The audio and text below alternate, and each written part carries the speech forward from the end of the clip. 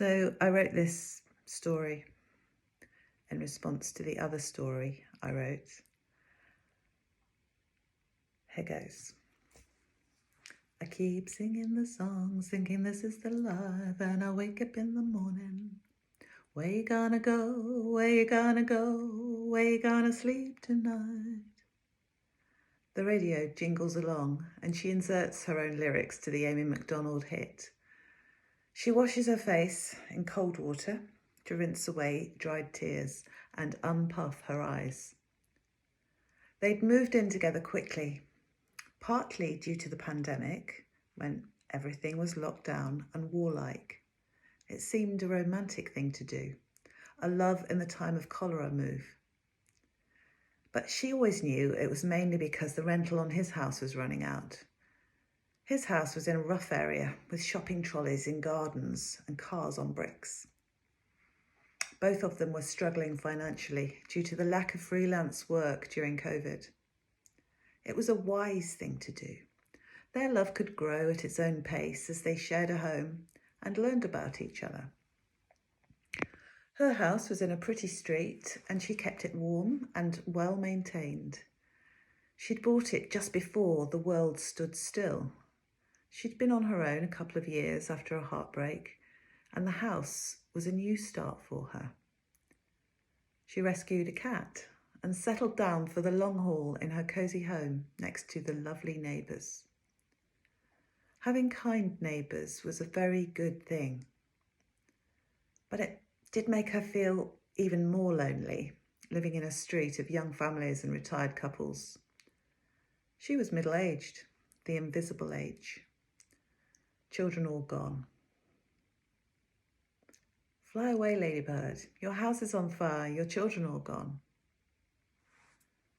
It was unexpected and thrilling to meet him at the market. He was about her age, not bad looking. He smiled at her and she smiled back. They were both queuing for the fish stall. He was wearing a Batman t-shirt. She had mistakenly thought he must have a fun sense of humour. How ironic. They'd shuffled from there to here. Too quickly, all those hopes she had for a few weeks, maybe a few months, died. A couple of years had passed, and he still never asked how she felt. He stayed shut in his workroom, her back bedroom, for days at a time, designing computer games.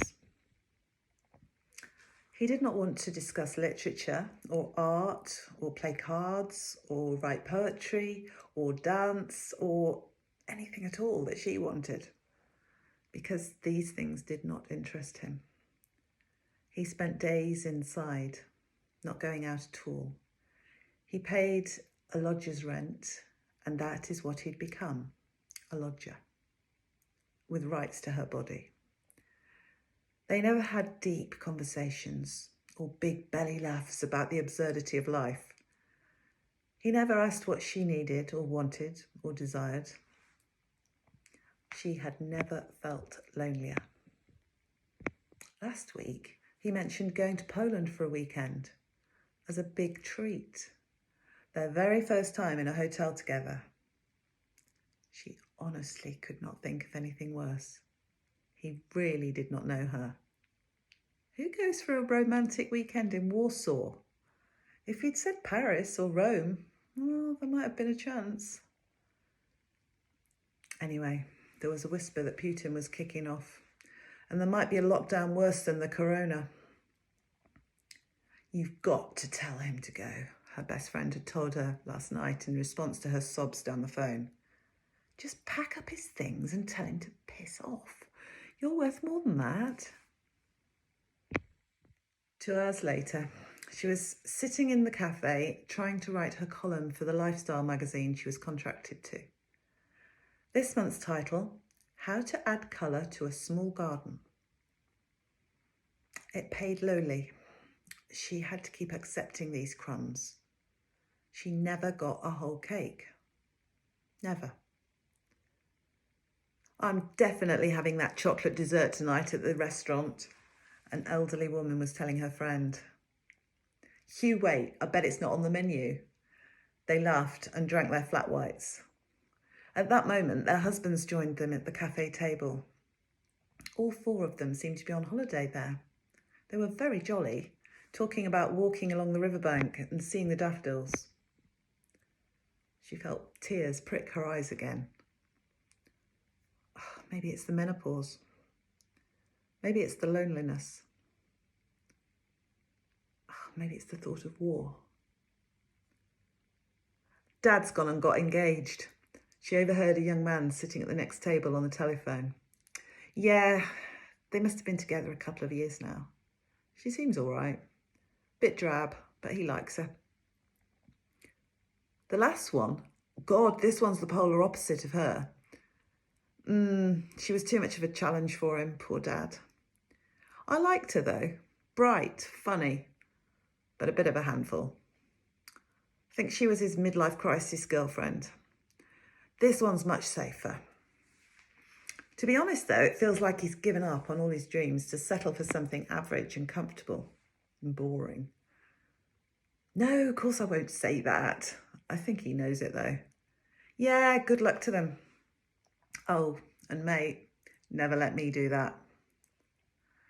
She smiled wryly at the snippet of conversation and at the joy and energy of youth. He was about her daughter's age.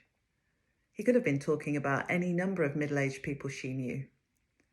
He could have been talking about her. No, he was not talking about her. She was not ready to settle for drab and boring. Life is too short to waste it on dull. When you don't know how long you've got left, it's important to live intensely. Who said that? When you haven't got much space, it's important to fill it with colour and fragrance. She finished the first paragraph. A couple of armed soldiers burst into the cafe. Okay, folks, cafe's closed. Everybody out now.